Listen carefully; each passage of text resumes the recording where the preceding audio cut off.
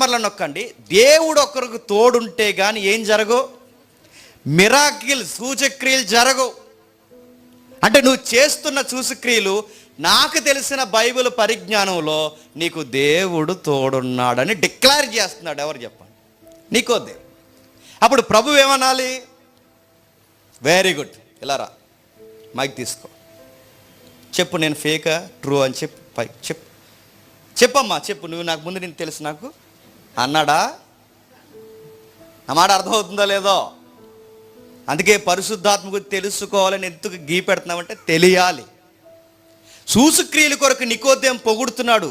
ఒక్కడికి తోడుంటే కానీ ఇవి జరగవంటే వేరే గుడ్డెలరా నా గురించి సాక్ష్యం చెప్పి ఈ క్రియలు జరుగుతున్నది సాక్షాత్తు దేవుని కుమారుడు ఈయనే అని నువ్వు వెళ్ళి నీ సన్హెడ్రిన్ సభలో నువ్వు ఎలాంటి సూచక్రియలు చూసాను సాక్ష్యము అన్నాడా? చెప్పు, నా వల్ల అద్భుతాలు జరుగుతున్నాయని చెప్పు అన్నాడా? మైక్ ఇచ్చి